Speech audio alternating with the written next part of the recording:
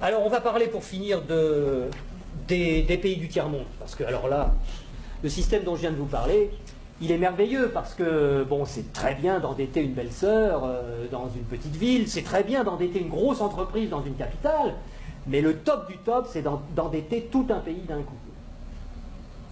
Et là, il y a des spécialistes de ça, il y a le Fonds monétaire international, il y a la Banque mondiale, il y a l'OMC, qui ont des individus, des équipes particulières qui vont dans les pays pauvres, en général où on peut trouver des ressources qui sont utiles aux pays riches, des ressources minières, des ressources géologiques, des ressources énergétiques, du pétrole, etc. Et on dit aux dirigeants de ces pays, est-ce que vous savez que vous êtes assis sur des montagnes de profits? Mais comment vous allez faire pour les tirer du sol, pour les extraire? Vous n'avez pas d'usine, vous n'avez pas de route, vous n'avez pas d'ouvriers, vous n'avez pas de savoir-faire, vous n'avez rien. Et pourtant, Dieu sait que vous pourriez vous enrichir, et enrichir votre population. Ben non, on ne peut rien faire, on n'a rien, on n'a rien. Bon. Ben écoutez, nous, on est le FMI, on est la Banque mondiale, on peut vous prêter des milliards de dollars. Et avec vos milliards de dollars qu'on va vous prêter, vous allez pouvoir exploiter vos ressources et nous rembourser haut la main sans problème. Mais il y a une petite clause dans le contrat de prêt, et de toute façon vous ne pouvez pas y couper, c'est que vous allez avoir besoin de routes, vous allez avoir besoin d'un port pour que les pétroliers puissent aborder, vous allez avoir besoin d'un pipeline pour aller des puits de pétrole au port, vous allez avoir besoin de soldats pour protéger le pipeline des terroristes, donc on amènera aussi quelques soldats, et vous allez avoir besoin de beaucoup d'argent pour financer tout ça. Et à qui vous allez acheter tout ça? Où sont vos entreprises? Mais on vous a dit, on n'a pas d'entreprise. Ah bon? Bah écoutez, c'est pas grave, nous on en a. En Occident, beaucoup, on en a plein. On a Halliburton qui fabrique des usines, on a Areva qui a besoin d'uranium, on a Bouygues qui fabrique des autoroutes, des ports, tout ce que vous voulez, on va vous faire ça aux petits oignons, pas de problème. Et c'est comme ça que ça marche. On vous prête 15 milliards, sous réserve que vous fassiez travailler nos entreprises, et de toute façon, vous ne pouvez pas faire autrement. Donc, regardez bien ce que ça fait au point de vue monétaire. Il y a 15 milliards qui sont créés ex nihilo par le Fonds monétaire international et la Banque mondiale.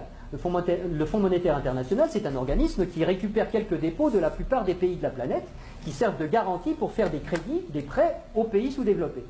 Donc, il y a 15 milliards qui partent de la Banque mondiale et qui vont sur les comptes du pays sous-développé. Et aussitôt, ces 15 milliards-là qui sont dans le pays pauvre, ils retournent dans le pays riche pour aller payer des entreprises occidentales qui vont dans le pays pauvre faire du boulot, construire des trucs. Du point de vue du pays riche, quand vous allez vendre des produits et des services dans un pays pauvre à l'étranger, pour vous, c'est quoi? C'est des exportations ou des importations? Des exportations. Voilà. Je vais aller exporter une usine, Areva, moi français. J'exporte une usine, j'exporte du travail, j'exporte des chars, j'exporte des fusils, j'exporte des outils, de l'outillage. Donc, ce qui est génial, c'est que les 15 milliards qui sont partis des pays occidentaux, qui sont allés dans le pays pauvre, il y a des services qui sont exportés par les pays occidentaux envers les pays pauvres, et l'argent, qu'est-ce qu'il fait? Il revient dans les pays riches, les 15 milliards, ils reviennent. Bon. Et donc les 15 milliards, c'est comme si on avait eu une belle-sœur qui avait emprunté 15 milliards et qui nous les distribue, puisque les ouvriers des entreprises des pays occidentaux, les actionnaires des entreprises des pays occidentaux, ils vont avoir plus d'argent grâce à ces 15 milliards qui reviennent. Donc ils vont les dépenser dans l'économie, ça nous fait des transactions nouvelles, de l'emploi nouveau, qui va ruisseler dans notre économie. Mais c'est pas tout à fait comme si c'était des belles-sœurs qui les avaient empruntées, parce que les belles-sœurs, il aurait fallu qu'elles rendent les intérêts, et donc qu'elles reprennent leur argent et qu'elles en reprennent le double, et que nous, on ait des nouveaux emprunteurs qui arrivent pour payer les intérêts des nouvelles belles-sœurs. Là, non. C'est qui la belle-sœur qui paye les intérêts? C'est les pauvres. C'est les pays sous-développés.